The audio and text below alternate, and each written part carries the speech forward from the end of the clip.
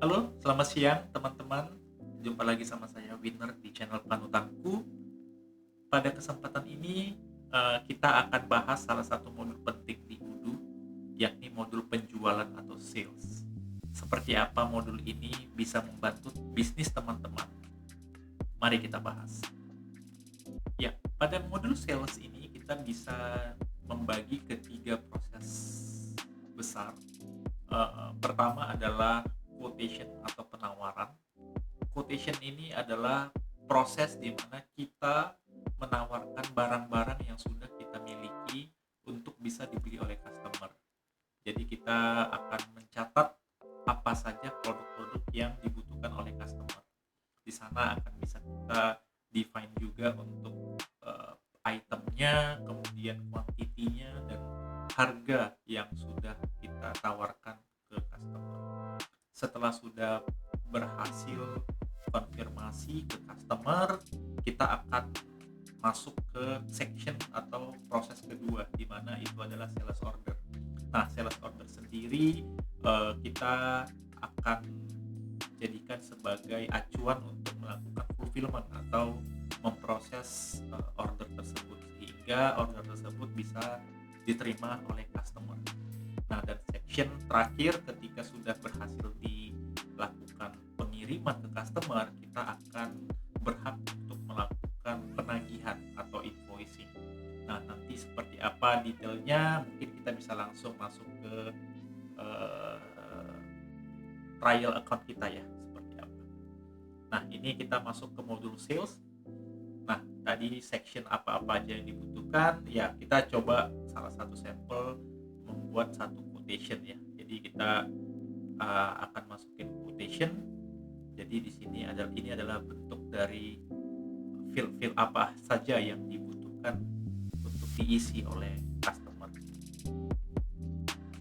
Pertama, kita bisa masukin siapa yang akan membeli barang yang kita tawarkan. Kemudian di sini kita bisa set expiration untuk produk ini bisa diproses lebih lanjut, dan quotation date kita bisa buat deadline-nya sampai kapan gitu ya, misalnya 17 3 hari atau 2 hari dari sekarang. Price list kita menggunakan default, dan payment term-nya kita bisa define sesuai dengan kebutuhan ya, bisa 15 hari, 21 hari. Ini sesuai dengan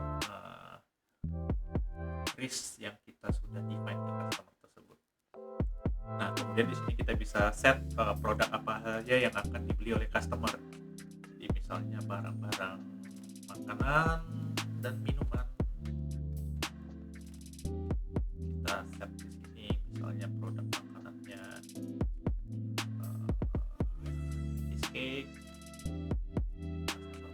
dua dengan harga yang sudah di-define sebelumnya ya, 120.000 per unit, dan akan otomatis totalnya akan kelihatan di sini sebesar 240.000. Kemudian kita bisa buat end section juga untuk barang-barang kosmetik ya.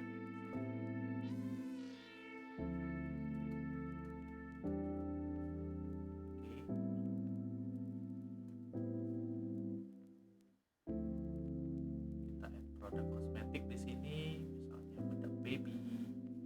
Kemudian kita mau beli cleaner dan lain-lain. Nah, di sini kita bisa set harga sesuai dengan kebutuhan. Oke. Nah, ini adalah produk yang akan dibeli customer as a sample ya, teman-teman. Nah, di sini kita bisa punya beberapa modul untuk sebagai program untuk diskon ya. Jadi ada kupon, ada reward, ada diskon, dan add shipping. Nah, add shipping di sini kita bisa buat shipping untuk dari sisi customer. Misalnya kita buat pengirimannya menggunakan JNE, dan dari sini kita bisa set harganya, kita buat standar delivery aja ya sementara, dengan total weight itu sekitar 2 kilo, dan costnya secara unit price 10.000. Nah, ini otomatis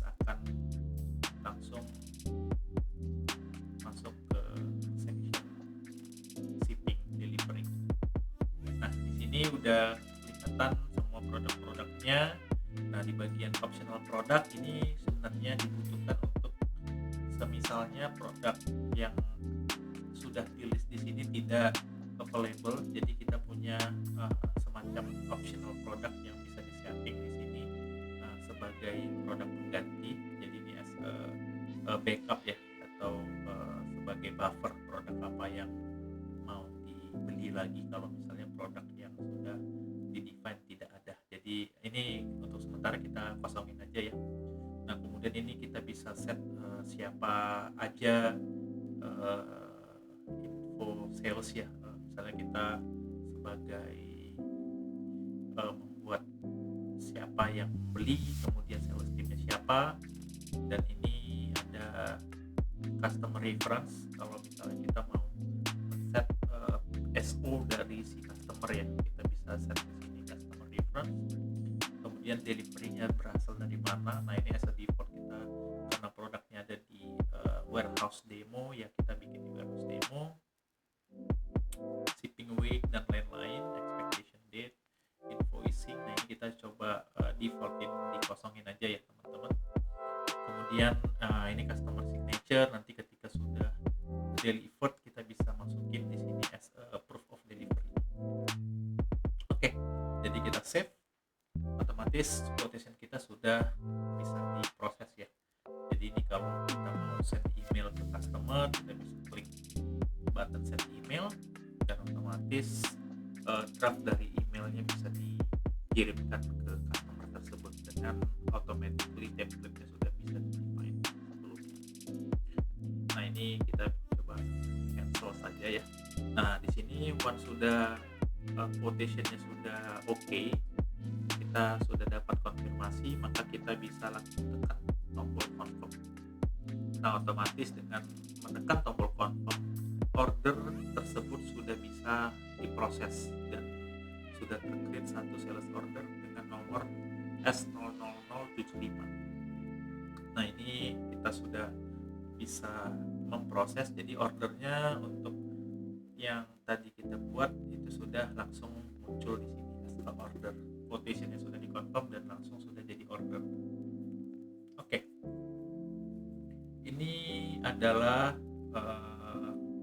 tahapan di mana tim gudang atau tim logistik kita akan memproses order tersebut untuk dikirimkan ke alamat customer. Jadi once sudah oke, maka nanti delivery dokumennya dari warehouse kita akan outbound ke customer seperti apa. Nah, itu nanti di sini bisa kita define, dan setelah sudah di handover ke 3PL atau logistik providernya, kita bisa tinggal validate. Nah, ketika validate, anggapannya di sini adalah ordernya sudah berhasil tercreate dan sudah berhasil di deliver. Nah, ini kalau kita lihat cheesecake dibelanjain oleh customer sebanyak 2, kita coba random check ya di di product detailnya, cheesecake-nya sudah berkurang. Yang sebelumnya itu ada sekitar 25 ya. Nah, ini kita bisa melihat ordernya sudah berkurang sebanyak 2 quantity. Jadi ini terjadi ada proses sold sebanyak 2. Gitu. Oke, back to order lagi ya teman-teman. Ketika kita sudah selesai, jadi kita saatnya untuk melakukan invoicing. Jadi ini udah proses ketiga, ordernya sudah di deliver dengan berhasil ke customer, kita akan lakukan create invoice. Nah, di sini ada opsi yang harus dipilih oleh finance team kita untuk invoice yang akan dikirimkan ke customer, apakah itu bertipe regular invoice, down payment dengan persentase tertentu, atau down payment dengan fixed amount tertentu. Jadi kita bisa define misalnya dalam bentuk beberapa kali pembayaran, itu bisa di-set di sini. Tapi kita untuk sementara menggunakan regular invoice saja ini. Oke, nah ini dengan create invoice akan langsung otomatis ke buat draftnya. Jadi ini untuk draft yang di invoice ini menyesuaikan dari amount dari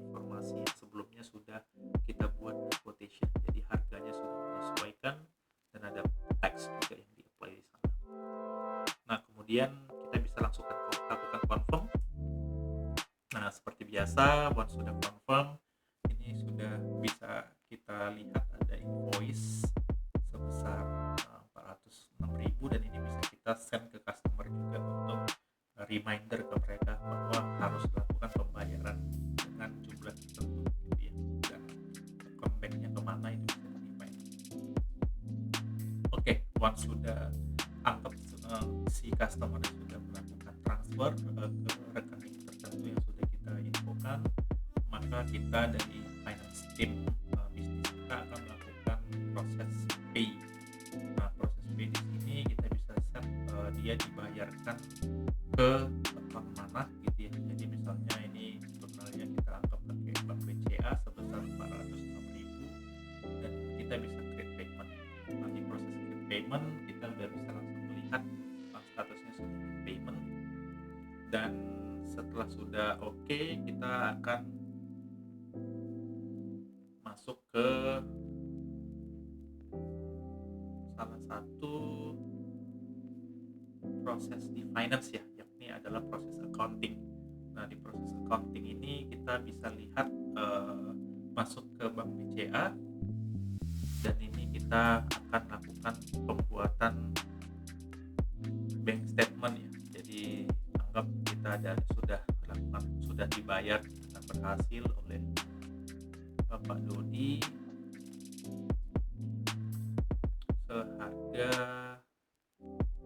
06833.